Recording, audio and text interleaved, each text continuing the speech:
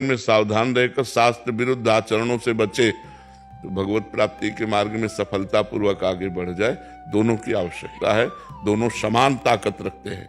एक गुरु सेवा में लगा है और एक सुमिरन में लगा है, दोनों समान ताकत रखते हैं। सुमिरन वाले से चूक हो जाएगी, गुरु के समीप रहने वाले से नहीं होगी। बात यह है कि हम कितना घड़े में पानी भरते हैं, खास बात यह नहीं है। खास बात है घड़ा कितना सुरक्षित है। उसमें छेद है अगर तो आप पानी भरते रहो, उसका कोई महत्व नहीं। चलनी में गैया दुहे और दोष दैव को दे, हरिगुरु कहो न माने अपनो ही फल ले। चलनी जिससे आटा चाला जाता है, उसमें गाय दुहे और कहा हमारे भाग्य में नहीं लिखा दूध पीना रे, जिसमें इतने छेद हैं उस पात्र में दूध कैसे टिक सकता है। तो ऐसे ही हरि और गुरु की आज्ञा का पालन न करे और मनमानी आचरण करे, नरक जाओगे। ऐसे आचरण बन जाएंगे, ऐसे भ्रष्ट कर दिया जाएगा माया के द्वारा, किसी काम के नहीं रहोगे। इसलिए गुरु की सेवा, समाज की सेवा, भगवान की सेवा और अपने तन की भी सेवा, ये तन भगवान का मंदिर है, ऐसा मान करके सेवा करे और खूब भगवान का भजन करे। दोनों आवश्यक हैं, सेवा और सुमिरन। स्तुति वर्मा जी दिल्ली से। राधे राधे महाराज जी। महाराज जी, आप लिख रहे हैं कि अपनी सकारात्मक ऊर्जा के द्वारा अपनी इच्छाओं की पूर्ति के लिए मनचाही वस्तुओं के बारे में निरंतर सोचते रहना, और बहुत गलत है, बहुत गलत है, बहुत गलत है। समय बर्बाद कर रहे हो। उनको मिलना है तो बिना सोचे तुम्हारे मिल जाएंगे। सोचो भगवान के विषय में, सोचो उस सत्य परमात्मा के विषय में सोचो, जिसके सोचने से तुम्हारा सोचना सार्थक हो जाएगा। नाम जप करो, समय व्यर्थ क्यों कर रही हो। जो सामने आना है वो बिना मांगे आ जाएगा।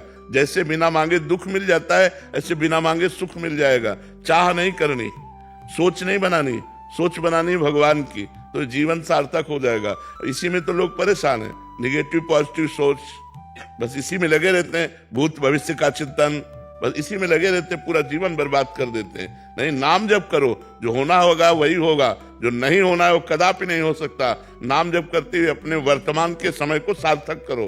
राधा राधा राधा नाम जप करो, जिससे तुम्हारा वर्तमान का समय सार्थक हो, भविष्य तुम्हारा मंगल में होगा। क्योंकि भगवान का नाम है मंगल भवन अमंगलहारी, अमंगल का नाश करने वाला है, मंगल करने वाला है। इसलिए नाम जप करो। कल क्या होगा, बड़ा अच्छा होगा कल। जब आज हम नाम जप कर रहे हैं तो कल हमारा बहुत अच्छा होगा। और आज हम भगवान से विमुख हैं तो आज अच्छा है, कल बहुत बुरा आने वाला है। इसलिए अन्य सोचों में समय मत नष्ट करो, वर्तमान के समय में नाम जप करो। अंशु शर्मा जी पंचकुला से। श्री हरिवंश महाराज जी। महाराज जी, स्थित प्रज्ञ की स्थिति धारण करने के लिए क्या यत्न करूं? सदगुरु की शरण, शास्त्रों का स्वाध्याय, खूब भगवान नाम जप, मान अपमान दुख सुख लाभ हानि इन सबको सहना, इंद्रियों को गलत विषयों से बचाना, मन को गलत चिंतन से बचाना, मन को बार बार भगवान नाम में लगाना। भागे तो कोई चिंता की बात नहीं, लेकिन जबान से भगवान का सुमिरन न छूटे। बार बार नाम जप हमारा चल रहा है तो शास्त्रों के स्वाध्याय से, संतों की कृपा से, भगवान नाम जप से जब हृदय पवित्र होगा तो पवित्र हृदय में अपने स्वरूप का अनुभव होने लगता है। जे ही आत्मस्वरूप का बोध हुआ, स्थित प्रज्ञ हो गया। पर इसके लिए बहुत साधना की जरूरत है।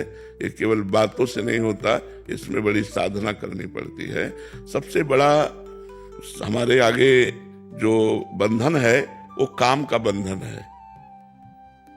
ये काम ऐसा पूरे विश्व को परास्त किए हुए है। त्रिभुवन में इसका राज्य है। कोई ऐसा नहीं जिसकी छाती कोई जलाता ना हो। काम, भोग, वासना, तो इसी से ऊपर नहीं उठ पाता साधक। मान लो वर्ष, 2 वर्ष, 3 वर्ष, 4 वर्ष, फिर फिसल गया, फिर वहीं खड़ा हो गया जहां से चला था, फिर चढ़ने की कोशिश, फिर वहीं फिसल के खड़ा हो गया। तो इससे बच जाए तो स्थित प्रज्ञता की तरफ हम चले। पहले हमारी इंद्रियों के भोग शांत हो जाए, इंद्रियों के भोग निवृत्त हो जाए। बस पूरे जीवन यही समस्या बनी रहती है। इंद्रियों के भोग इतने विचलित कर देते हैं, इतना परेशान कर देते हैं, और उधर संयोग दिला देती माया, ले भोगो। और उधर जल वो रहा है ही, जहां इंद्रियों का भोग हुआ तो और जलन बढ़ गई, और जलन बढ़ गई। वो भगवत प्राप्ति के मार्ग से विमुख होकर भोगों की तरफ चला जाता है, चाहे स्त्री हो चाहे पुरुष हो। जो स्त्री या पुरुष जो भी साधक है अपनी इंद्रियों को गलत भोगों से बचा पावे। और फिर जो हमने बताया शास्त्र स्वाध्याय आदि ये करे तो निश्चित वो स्थित प्रज्ञ हो जाएगा। स्थित प्रज्ञ अपने स्वरूप में स्थित हो जाना, सिद्ध पुरुष हो जाना।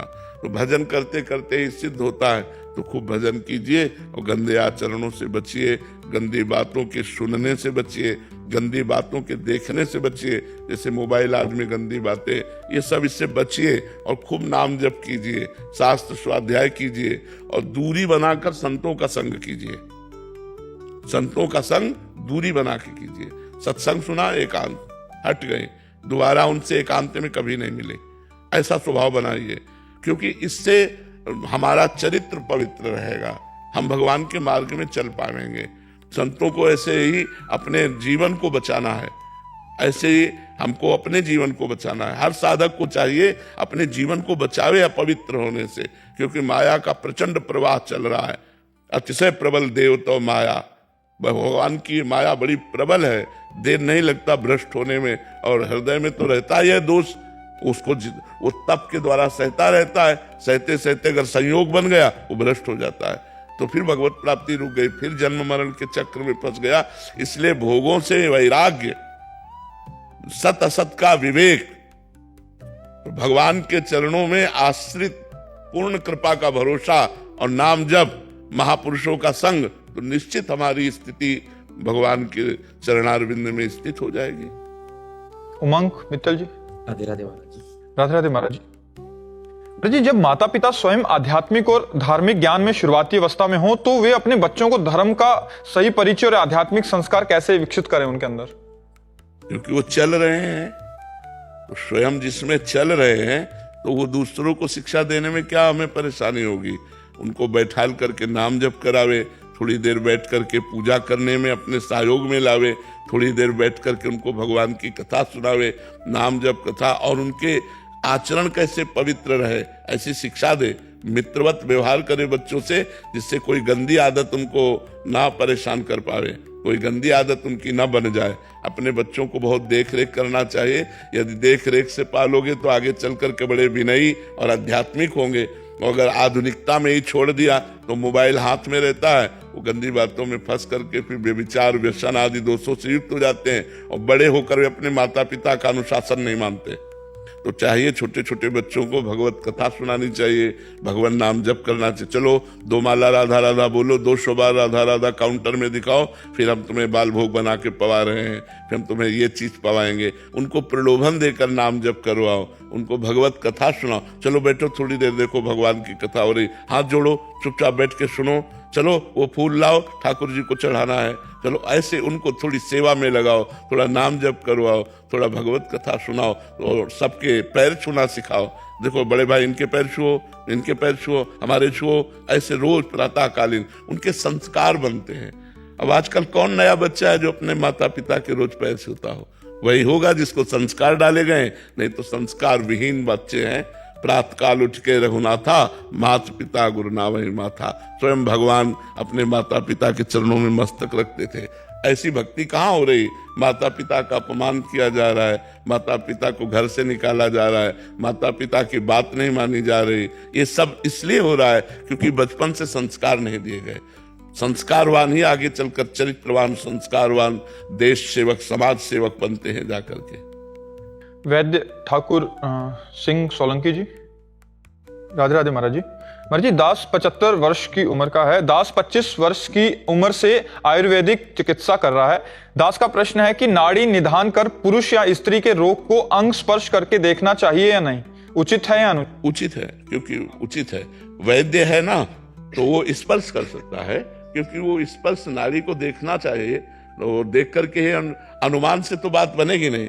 हमें जैसे डॉक्टर आते हैं तो अब वो छाती में हमारे वो गोल गोल लिए रहते ना, वो क्या है, हाँ, वो लगाते हैं, पीठ में लगाते हैं। तो डॉक्टर का अधिकार है और वैद्य को अधिकार है, और पवित्र भाव से वो अपने मरीजों को भगवत भाव से देखते हैं। इसमें तो देखना चाहिए, इसमें कोई निषेध नहीं है, कोई निषेध नहीं, इसमें कोई पाप नहीं है, कोई अधर्म नहीं है। अनुज जी ऑस्ट्रेलिया से।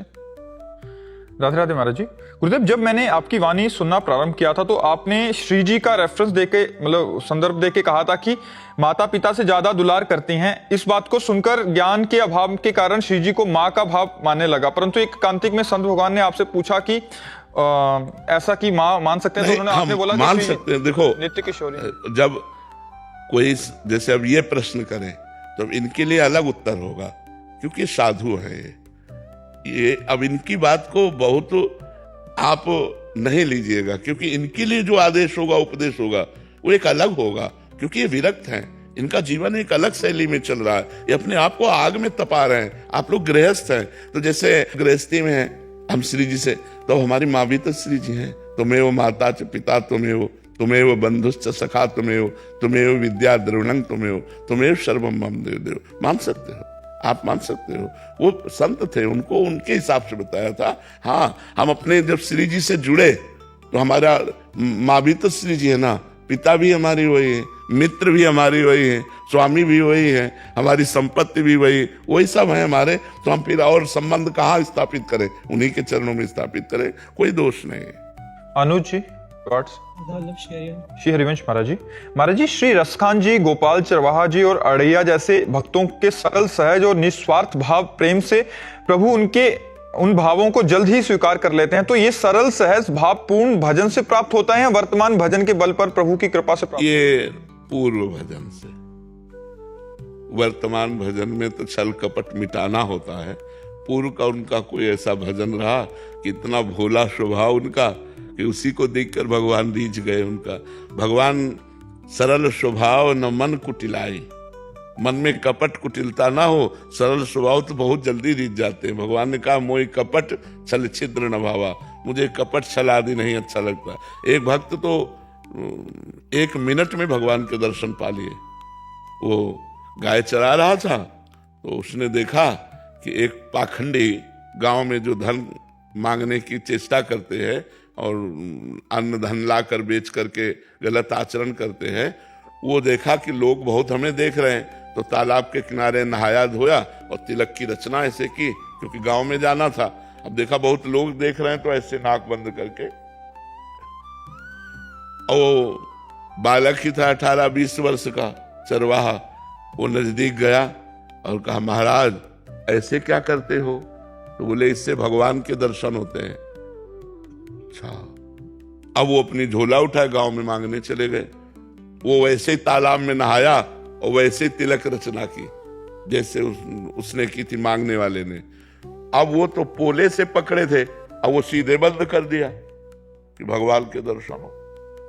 अब 1 मिनट बड़ा होता है, इतने में भगवान ने देखा ये तो प्राण त्याग देगा, प्राण व्याकुल है, लेकिन उसने छोड़ा नहीं कि भगवान के दर। भगवान आके से हाथ हटा दिए और कहा क्यों, ऐसा क्यों कर रहे थे? तो बोले भगवान के दर्शन करने से। भगवान श्याम सुंदर बोले दर्शन करो ना मैं भगवान। अब बोले तुम झूठ बोल रहे हो तो कि तुम भगवान हो, हम तो जानते नहीं कि तुम भगवान हो। तो हम पहले अपने गुरु जी को लाएंगे और वो कह देंगे यही भगवान है, तो हम मान जाएंगे। तो भगवान ने कहा वो पाखंडी है, उसको कभी हम दर्शन दे सकते? तो उनका तुम भगवान हो। जब उनकी एक चेष्टा से तुम्हारे साक्षात्कार हो गए तो पाखंडी कैसे हो सकते? वो हमारे सच्चे गुरु, अपने गुरु पर दोष नहीं किया। तो भगवान ने कहा बुला लाओ, तुम हम यहीं खड़े हैं। बोले ऐसे नहीं, तुम भाग जाओगे। अपने गमछा से एक पेड़ में भगवान को बांधा। देखो भोलेपन, अंतर्यामी भगवान को कौन बांध सकता है? वो गए, अब वो मांग रहे थे गांव में। उनका गुरु जी चलो भगवान आए हैं, आप देखो वही भगवान है तुम्हारे वाले। उनका हाँ तो बोले नहीं देखना पड़ेगा। उन्होंने सोचा इस बालक को कहां से भगवान मिल सकते हैं, और पीछे पड़ गया, उनको लेके आया और कहा पेड़ में देखो ये भगवान है। तो उनका बच्चा तुमसे सही बताएं, हमको तो अंगूठा केवल दिखाई दे रहा है। भगवान के चरणों में लौट गए, बोले भगवान यदि आप भगवान हो तो पहले हमारे गुरु जी को दर्शन दो। तो उसकी अज्ञान दृष्टि का नाश किया तो देखा भगवत साक्षात्कार होती ही दिव्य ज्ञान प्रकट हो गया। और अब उसने अपने शिष्य को प्रणाम किया कि बच्चा तुम्हारी कृपा से हमको इनके दर्शन में यही साक्षात भगवान है। तो उसने भगवान का आलिंगन किया, भगवान ने कृपा की। 1 मिनट में भगवत साक्षात्कार। अब सब कोई ऐसा करे थोड़ी भगवान आ जाएगा। अब पूर्व जन्म का भजन था, ऐसे भगवान कृपा कर दिए उसके भोलेपन से। तो कई ऐसे चरित्र आते हैं कि भगवान कृपा कर दें तो किसी से कभी भी मिल सकते हैं, और भगवान अगर कृपा न करें तो फिर जन्म जन्म तपस्या करनी पड़ती है, तब भगवान की प्राप्ति होती है। गणेश शर्मा जी गुजरात से। श्री हरिवंश महाराज जी। महाराज जी, भगवान की मधुर मधुर झांकी एवं लीला दर्शन, लीला में प्रवेश भगवान की कृपा से होगा या हमारे प्रयास से?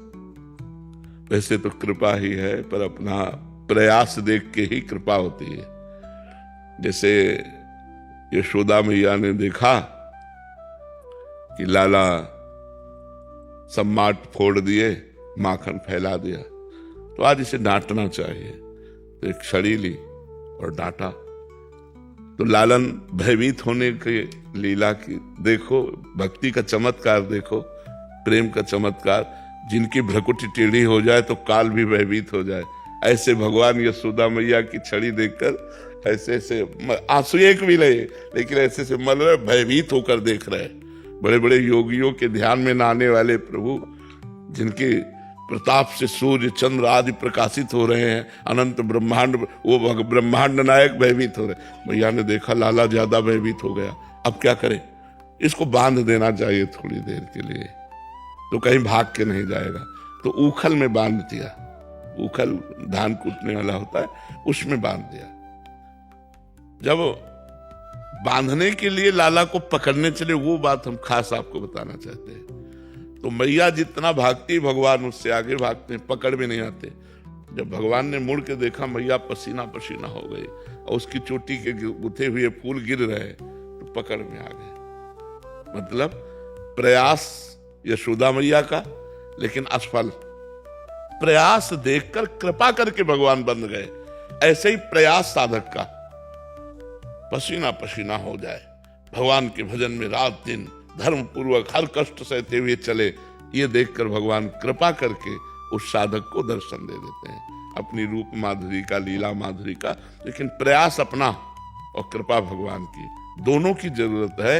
नहीं तो कृपा तो सब पर है, लेकिन बिना प्रयास करने वाला उस कृपा का स्वाद नहीं ले पाता। जो खूब डट कर भजन करता है, नियम पूर्वक वैराग्यवान होकर भजन करता है, वही उस कृपा का स्वाद ले पाता है, अन्यथा नहीं। इसलिए प्रयास और कृपा दोनों की जरूरत है। सुशांत तिवारी जी। श्री हरिवंश महाराज जी। महाराज जी, आपके सत्संग सुनकर पता चला कि जीवन का एकमात्र लक्ष्य श्री जी की भक्ति करना है, लेकिन हम अधम फिर भी भौतिक सुखों को प्राप्त करने के लिए लगे रहते हैं। क्या मनुष्य को भौतिक सुविधाओं की चाह बिल्कुल नहीं करनी चाहिए महाराज जी? क्या हमें कुछ बनने या प्राप्त करने की? तो क्या चाह करने से सब कुछ प्राप्त हो रहा है क्या? जो हम चाह कर रहे हैं वो सब कुछ तो नहीं प्राप्त हो रहा। जो हमारे प्रारब्ध में है वो हमें मिल जाएगा। चाह करने से क्या होता है? प्रारब्ध में भगवत प्राप्ति नहीं है, इसकी चाह करो, भजन की चाह करो, धर्म की चाह करो, सत्य की चाह करो, सत्य के राह पे चलने की चाह करो।